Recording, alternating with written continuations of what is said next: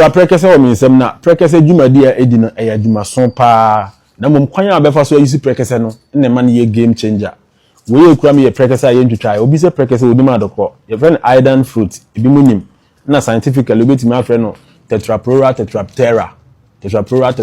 nti obetimi aseche ohwe amatwitwa bi mu kura me na me kura bi fo na me kura na ba ne bi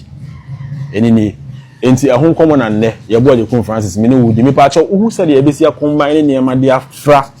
Prekese a niema eye no do so papa oba bi ho awo fresh uyam no wabomu ayen kofom e wo se etimi ye bibi with Prekese betimi aboa mema mu fie na twam 40 years awa hode naturally e wo se eba fom ubetimi aye bibi ama Prekese we aboa ma hode foforo se wo ho hode american amo hode foforo wa sugar na gina soro wa pressure na gina soro wa akoma yare problem bi ebetimi use Prekese we ya ade bi ama na aboa e ma ne bi ho a ne menses na twitwasi our problem with ovulation because you are no problem metro dey also be Prekese we combine ama na aboa na niam me chere dos ntimi nchere scientific things ni bebre Prekese wo nnuane nuro a essence wo certain antioxidants are so good anything na me dey chere dey me chere me dey ade begusu na wakan wo hu niam a wo Prekese damela herbal for bo me chidom na me dey addition ya bro de bia papa dan niamela ona otu malaria and typhoid related problem as wo Ghana until we no 16 years na what test positive e wo lab na onye painful a performance ni herbal store bia obenya damela mixture na damela TP ni bi atona aboa legacy life choice there also the mushroom extract emrene extract omayimu aduro na ode bo general weakness wa wontumi na aboa wa won sensitive or ni divine choice toothpaste enso be boa and na wa wi na person order wo hefa royal foam for say your rest e assured ona ashebo do a businessman na wasi hotel open customized mattresses about royal foam open konwa sofas a royal foam open curtains open pillows a royal foam but why a boarding house facility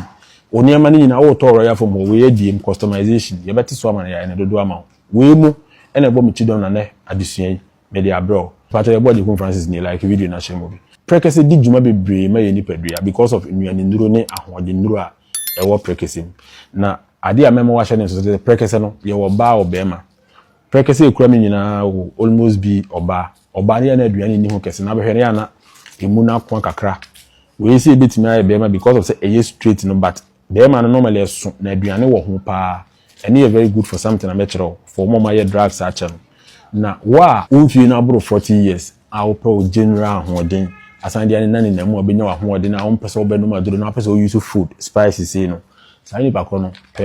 Prekese ni sei miensa na twetwam ipa to kokoro ho ye de we na Prekese ntokuro wo minti ya na fi wo mu pa kokoro ne kama na twetwa na pa akaduro full one no so 3 na ni twetwa fa Prekese we obetimi de hwentia kakra atum na wanoa hwentia na onya be 5 ngete 5 kra na de atum na wanoa so ne so na enye wuti ma enye wuti ti say na fi brana monom no roll obetimi na no se wuti after 40 years ipa to half glass anopa on an empty stomach na wabọ se wuti se be ya mpanka mfa sugar ntum ba obi a wontimi nom ade ti a anumodefo no wetin the sugar na ewo kakra asom wetin ma sa ade de bia da be oti a mo 40 years for na be boa me ba cho wa afi na wa wo a wa ba fie na wo de ne ye hwe o yafunu wo de no o no Prekese na o mfa bibia ntum e just Prekese no kwa no wetin ma fa me yensa wa van so 1 liter and 1.5 liters na wa no onu wa wi a siesi ho sone otimi sone na onya nsu na mfa se ngum fa hwentum wo sore day na obetimi anam na empty stomach ansa wa sha asie adidi me pato anopa duane ni hia ma wo to bakora na obanum no for yenti ansa wa sha asie adidi me pato ebe boaw ashrenke oyem na wa wo awi no ebe hili kuro na ewom ni nyina along with all the ade bo oyem no na kuro na hili yi na fu na timi akwa akiri pato ya ase mo a mo de ne ovulation problem sebo so me be so a won sabuo na ye star because one tukusua ye ka so obi nsabuo aye sai na nkobo nim se okay bo so me wa muni nsa e dane moja be shawa dane fibroid enye no kore ma tere mo se fibroid enye moja e ye honam enti wona wa mu nsa bo so me ne de chere ne se one ovulate obi so muni nsa ni e chere se preparation na ye wa odi na enso ani ekitu abi nti sebo so me so eno na eti aba niema na ya sisi ho na eti aba dane moja me pato watmase enti wo se ni pa kono so wo be fa we bi na wo de garlic atum nti ofa miensa se de meka ba ko na obetima fa garlic full one na wayi miensa ne man keten wo be miensa na wo so wanoa obenom no empty stomach but